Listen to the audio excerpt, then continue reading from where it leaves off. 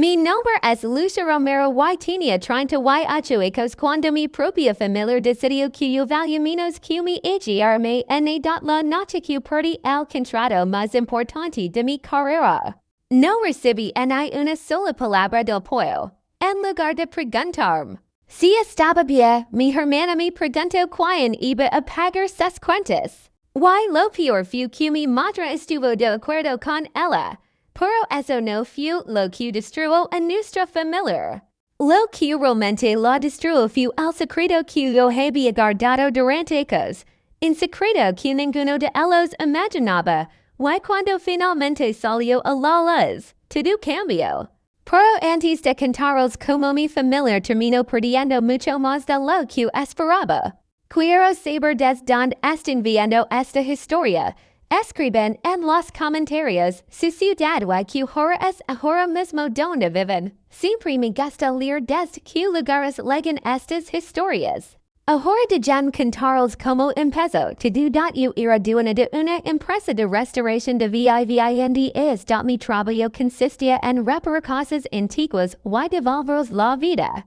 Era un trabajo duro. A veces pasaba semanas enteras supervisando obras. Pero me encantaba. Había construido aquella empresa de cero. Sin ayuda. Sin herencias. Sin regalos. Solo con esfuerzo. Aquella mañana recibí una llamada que llevaba semanas temiendo. Oda a mis clientes más grandes cancelo un proyecto enorme. Era una inversión muy importante para mi empresa. Cuando colgué el teléfono, supe que perdería una gran cantidad de dinero. No era el fin del mundo. Mi negocio seguiría funcionando. Pero aún así fue un golpe duro. Me quedé sentada varios minutos mirando la pantalla de mi ordenador. Intentando reorganizar mis planes, intentando calcular cómo recuperarme, finalmente cerré el portal. Respiro profundamente y seguí adelante. Los problemas forman parte de cualquier negocio. Eso era lo que siempre me repetía. Aquella tarde conduje hasta la casa de mis padres. Durante más de un año había estado ayudándoles. Mi padre había tenido problemas de salud. Y yo pasaba mucho tiempo allí para asegurarme de que todo estuviera bien. Cada semana hacía el mismo viaje. Cada semana encontraba algo nuevo que resolver. Facturas. Reparar trámites. Siempre había algo. Y casi siempre terminaba haciéndolo yo. Cuando llegué a la casa, vi varios coches aparcados afuera. Reconocí inmediatamente al coche de mi hermana Valeria. También acute en estaba el coche de su novio. Aquello ya me pareció extraño. Era viernes por la tarde. Y normalmente nadie se reunía allí a esa hora. Apagó el motor. Y quité mi bolso y entré. Apenas crucé la puerta escuché la voz de Valeria. Así que svrdad. La mayor confundida. ¿Qué cosa? Ella dejó el teléfono sobre la mesa. Perdiste es gran contrato. Sentí una pequeña molestia. No porque lo supiera, sino porque yo todavía no lo había contado a nadie. Cuando dio eso, Valeria se encogió de hombros. La gente ni siquiera parecía preocupada. Ni sorprendida, solo curiosa, como si estuviera comentando el resultado de un partido. Entonces dio algo que jamás olvidar. Y ahora quién va a pagar la cuota de mi coche. La habitación quedó en silencio. Pensé que estaba bromeando. Pero no era una broma. Lo decía completamente en serio. La mayor. Luego mar a mi madre. Esperaba que dijera algo, lo que fuera. Pero en lugar de corregirla, simplemente suspiró. Y encontramos una solución. Sentí un nudo en el estómago. Ni una sola pregunta sobre cómo me sentí. Ni una sola palabra de apoyo. Solo preocupación por el coche de mi hermana. Mi padre permanecía al lado. Como siempre. Valeria volvió a mirar su teléfono, como si la conversación hubiera terminado. Y en ese momento entendí algo. Mi problema nunca había sido importante para ellos. Lo único importante era lo que yo podía hacer por ellos, intenté mantener la calma. Acabo de perder un contrato enorme. Eso no les preocupa, mi madre me miró. Lucía, siempre sales adelante, aquella frase me acompaña durante años. Siempre sales adelante, parece un cumplido. Pero en realidad era una excusa. Una forma elegante de ignorarme, porque si yo siempre salía adelante, entonces nadie tenía que preocuparse por mí. Nadie tenía que ayudarme, nadie tenía que cuidarme, mi hermana sí, yo no.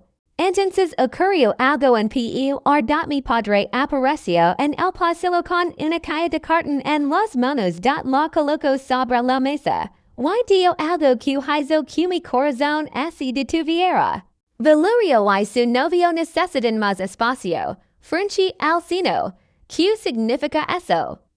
Mi madre respondió antes que él. Ven a quedarse aquí una temporada. Sentí una mala sensación, muy mala. Y tiene que ver eso conmigo, nadie respondió inmediatamente. Y silencio me dio todo lo que necesitaba saber, porque de repente entendí exactamente para qué era aquella calle. Y por primera vez sentí que algo terrible estaba a punto de ocurrir, pero todavía no sabía hasta qué punto mi propia familia estaba dispuesta a ligar. Pero todavía no sabía hasta qué punto mi propia familia estaba dispuesta a ligar. Mir la caja de cartón sobre la mesa, después mir a mi madre, y finalmente a mi padre. Nadie parece incómodo. Nadie parece avergonzado en de como si aquella conversación ya hubiera ocurrido antes. Solo que sin red, para que esa caja. Dash prejuente mi padre bajo la mirada. Mi madre quien respondió, necesitamos que veces tu habitación. Sentí que mi corazón se detenía por un segundo. Mi habitación, Valerio y Marcos necesitan espacio. Mi quid inmóvil. Aquella habitación había sido mi durante años. No vivía allí permanentemente, pero cuando ayudaba a mis padres o me cuidaba varios días. Era donde dormía, tenía ropa, documentos, fotografías, recuerdos. Y ahora me estaban diciendo que la entregara. Y don se supone que voy a cuidarme cuando venga. Mi madre se encogió de hombros, ya encontraremos algo. Aquella respuesta me hizo más dono de lo que esperaba, porque entendí exactamente lo que significaba. Valeria tenía un lugar asegurado. Yo no, mi hermana sonrió. En siquiera intento ocultarlo. No es para tanto, Lucía. Solo es una habitación en la mayor. Es fácil decirlo cuando te quien la recibe. Por primera vez dejo de sonreír, pero solo durante un segundo. Te casi nunca estás aquí. Yo sé, aquella frase parece lógica, pero no era la habitación lo que me dolía. Era el mensaje. El mensaje era que yo estaba siendo reemplazada. Y todos actuaban como si fuera algo normal. Es a misma tarde subí las escaleras. Abrí la puerta de mi habitación. Y encontré algo que me dejó sin palabras. Varias de mis calles ya estaban preparadas. Algunas estaban cerradas, otras abiertas, pero alguien había empezado a guardar mis cosas, sin preguntarme, sin avisarme, sin pillarme o caminar lentamente por la habitación. Intentando comprender lo que estaba viendo. Entonces encontré una fotografía antigua. Era una foto de cuando tenía 12 años. Estaba con mi abuela Elena. Las dos sonriendo frente al mar. Tom y cute la fotografía y me senté sobre la cama. Mi abuela siempre había sido diferente. Ella se me escuchaba. Ella se me veía cuando murió. Sentí que había perdido a la única persona que realmente entendía cómo funcionaba nuestra familia. Guard la fotografía en mi bolso. Y seguí empacando. Nadie vino a ayudarme. Nadie preguntó si necesitaba algo. Durante horas estuve sola. Mientras había escuchado las risas de mi hermana y su novio. Como si estuvieran celebrando algo. Al caer la noche terminé de guardar mis cosas. Leave la ultima calle hasta mi mi padre salió a la puerta. Pens que finalmente iba a decir algo. Pens que iba a detenerme, pero no.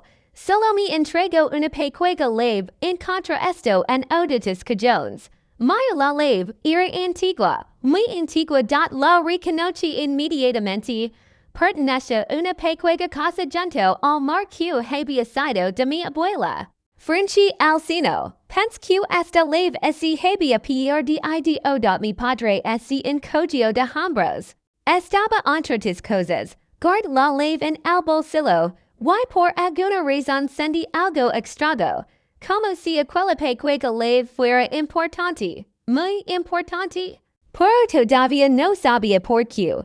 Aquella noche regresé a mi apartamento. Estaba agitada, física y emocionalmente. De las calles en el salón y me preparan si había oncs sonó mi teléfono. Era una llamada de un mero desconocido. Normalmente no habría contestado. Pero algo me dio que lo hiciera. Sí, una voz de mujer respondió. Hablo con Lucía Romero, sí, mi nombre es Carmen. Soy la administradora de una propiedad en la costa, frente al sino. Creo que ese ha equivocado. No lo creo. La propiedad figura a su nombre sentí que mi corazón comenzaba a acelerarse. ¿Qué propiedad? Hubo una breve pausa. Y entonces la mujer dio unas palabras que cambiaron absolutamente todo. La casa frente al mar que pertenece a Elena Romero. Mi abuela. Y en ese instante comprendí que había algo sobre aquella casa que nadie me había contado. Y en ese instante comprendí que había algo sobre aquella casa que nadie me había sido enterado. Me quedé en silencio durante varios segundos. Perdón. Que dio la propiedad frente al mar que pertenece a Elena Romero, repitió la mujer. Hemos intentado comunicarnos con este durante meses. Mi corazón empezó a latir más rápido. Creo que debe haber un error. No lo hay. Esta figura como propietaria. Sentí que al mundo se detenía. Propietaria. Aquella palabra no tenía sentido. Mi abuela nunca me había mencionado nada ni una sola vez. Está segura, completamente. Tengo todos los documentos delante de mí. Me apoyé en la mesa, intentando procesar lo que estaba escuchando. La mujer continuó. Necesitamos reunirnos con usted para resolver algunos asuntos relacionados con la propiedad. ¿Qué asuntos? Hay personas intentando venderla. Sentí en escalofrío venderla. Si, y según vuestros registros, esas personas no tienen autorización legal para hacerlo. Mi mente fue inmediatamente hacia una sola persona, Valeria. No tenía pruebas, pero tampoco necesitaba muchas para sospechar. Durante años había corrido aquella casa. Toda la familia la quería. La propiedad estaba en una zona costera prechosa, con vistas al mar. Y con el paso de los ecos había aumentado muchísimo de valor. Cuando era niña pasaba allí todos los veranos con mi abuela. Era mi lugar favorito del mundo, después de su muerte. Casi nadie volvió a visitar al menos eso era lo que yo creía. A la mañana siguiente conduje hasta la costa. El viaje duró varias horas. Durante todo el camino no podía dejar de pensar en lo que me había dicho aquella mujer. Porque mi abuela me habría dejado la casa, y porque nadie me lo había contado. Cuando le encontré a Carmen esperándome, era una mujer amable de 60 años. Me saludó con una sonrisa, y después me entregó una carpeta. Dentro había documentos, muchos documentos. Empecé a revisarlos, y cuanto más leía, más sorprendida estaba. La casa pertenece legalmente a mi abuela, y años antes de morir había transferido la propiedad a mi nombre. Todo estaba firme. Todo era legal. Todo era real. Sentí una mezcla de emociones, confusión, sorpresa, tristeza. Why también algo de felicidad, porque de repente record algo, una conversación que había tenido con mi abuela muchos ecos atrás. Yo tendría os dicho ecos. Estuvimos sentados en el porche viendo el océano. Ella me había dicho, algunas personas solo valoran lo que pueden quitarse, pero las personas correctas valoran quien eres. En aquel momento no entendí sus palabras. Ahora empezaban a tener sentido. Entonces Carmen abrió otra carpeta. Hay algo más que deber. ¿Lo vendí la vista que ocurre? Ella me mostró varios documentos recentes tenían apenas os meses y cuando vi los nombres sentí que me jalaba la sangre. Patricia Romero, Javier Romero, Valerio Romero. Mi madre. Mi padre. Mi hermana. Todos aparecen en aquellos papeles. ¿Qué es esto? Intentarán iniciar trámites para vender la propiedad. Sentí en vacío en el estómago. Como afirmaban que la casa pertenece a la familia. Seguí leyendo, y entonces vi algo peor, mucho peor. Algunas firmas parecen ser mayas, pero yo jamás había firmado aquellos documentos. Jamás, Mayre Carmen, estas firmas son falsas. Ella asintió lentamente. Eso mismo pensamos nosotros. Me quedé observando las páginas, incapaz de creer lo que tenía de lent. No solo habían intentado ocultar que la casa era mía. También habían intentado venderla, usando documentos falsificados. En ese momento mi teléfono comenzó a sonar. Mira la era Valeria. Por primera vez en 2 días, contest. Hola su voz sonaba extremadamente amable, demasiado amable, Lucia. ¿Dónde estás? ¿Por qué preguntas? Mamá está preocupada. Casi ni rey, después de todo lo ocurrido, aquello sonaba ridículo. Estoy ocupada. Bueno, hay algo importante de lo que debemos hablar. Mira los documentos frente a mí. Tiene algo que ver con la casa de la abuela. El silencio al otro lado de la línea fue inmediato. Y duró varios segundos. Demasiados segundos. Finalmente respondió. ¿Quién te habló de eso? Ya tenía mi respuesta. No necesitaba nada más, Valeria. Intentaste vender una propiedad que no era tuya. Escuché como su respiración cambiaba. No entiendes toda la historia, entonces explícamela. Pero no lo hizo, porque no podía y ambas lo sabíamos. La llamada terminó pocos minutos después. Sin respuestas, sin explicaciones, sin disculpas, solo excuses. Cuando guardé el teléfono, Carmen me observa, que piensa hacer, mira por la ventana. El océano golpeaba suavemente las rocas. Exactamente igual que cuando era niña. Y por primera vez entendí algo. Mi familia nunca esperó que descubriera la verdad. Creían que podían cuidarse con todo, que podían decidir por mí, que podían borrar mi nombre. Pero estaban equivocados, porque acababa de encontrar pruebas que podían cambiarlo todo. Y muy pronto tendrían que explicar cómo aparecieron documentos falsificados con mi firma. Y esta vez, yo no pensaba quedarme calada.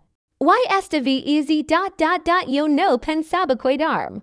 Regres y acuda Madrid esa misma noche, durante el viaje no digita. Pensar en todo lo que había de descubierto. La casa, los documentos. Las firmas falsas, las mentiras. Y cuanto más pensaba en ello, más claro lo veía. Aquello no había sido un error. Había sido en plan. Al día siguiente recibí más llamadas de mi madre. No contest. Después, llamó mi padre. Tampoco contest. Finalmente recibí un mensaje de Valeria. Tenemos que hablar. Lo leí varias veces y luego lo borré. Por primera vez en mi vida no tenía intención de resolver sus problemas. 2 días después contraté un abogado. Le mostré todos los documentos. Las firmas los registros de propiedad, los intentos de venta su reacción fue inmediata, Lucia. Esto es muy serio. Lo imaginaba si estas firmas son falsas. Alguien podría tener problemas legales importantes. Senti en nudo en el esto amigo. No quería destruir a mi familia, pero tampoco podía seguir permitiendo que me utilizaran. Durante ecos había guardado silencio. Durante ecos había cedido. Durante ecos había puesto sus necesidades por delante de las mías. Y miran donde me había lavado me abogado comenzó una investigación. Formal apenas una semana después aparecieron nuevas pruebas que cambiaron todo. Resultó que mi abuela había dejado una carta junto con los documentos de la propiedad, una carta que nadie me había entregado, una carta escrita pocos meses antes de su muerte. Cuando la tuve entre en mis manos sentí que las lágrimas aparecían antes incluso de abrirla. Reconocí inmediatamente su letra de la misma letra que escribía a mis tarjetas de cumpleaños de la misma letra que veía cada verano. Respiro profundamente. Empecé a leer. Querido Lucía, si estás leyendo esta carta, significa que ya no estoy contigo. También significa que probablemente algunas personas están intentando decidir por ti. Por eso quiero que sepas algo de la casa junto al mar es tuya, siempre quis que fuera tuya, porque fuiste la única persona que amo este lugar. Por lo que representa no por lo que valía. Recuerda, siempre esto de las personas muestran quién son cuando creen que nadie las está observando. Algunas veces, los mejores regalos no son las propiedades, son las verdades. Cuando termina leer estaba valorando, pero no da. Sino por fin entendía. Mi abuela había visto lo que ocurría mucho antes que yo había entendido. Nuestra familia mejor que había intentado proteger una semana después ocurrió algo inesperado. Mi abogado recibió una LLAMADA. Mi familia quería reunirse todos juntos, except no por confiar en LLOS. Sino por quería escoger lo que tenían que decir. La reunión tuvo lugar en una pequeña oficina. Mi madre llegó primero. Por eso, agotada. Mi padre apenas levantaba la vista. Valeria evitaba mirar directamente durante os segundos nadie habló. Finalmente mi madre rompió el silencio. Lucia, podemos arreglar esto. Aquellas palabras me resultaron familiares, muy familiares, porque siempre aparecen cuando necesitaban algo. Arreglar que exactamente. Mi madre tragó saliva. Hubo malentendidos. Mi abogado dejó varios documentos sobre la mesa. Las firmas falsificadas no son. Me alientendido. El rostro de mi madre perdió el color. Valeria bajó la mirada. Por primera vez nadie intentó discutir, porque sabían que habían sido descubiertos. Mi hermana comenzó a hablar. Solo queríamos conservar la casa dentro de la familia. La observe durante varios segundos. Yo soy familiar. Nadie respondió. Porque no existía respuesta para eso. Mi padre finalmente habló. Lo que dio me sorprendió. Lucia, te fal. Era la primera vez que escuchaba aquellas palabras. La primera vez en toda mi vida. Debí haber defendido his ecos. Debí hacerlo muchas veces, pero no lo hice. Sentí una mezcla de emociones.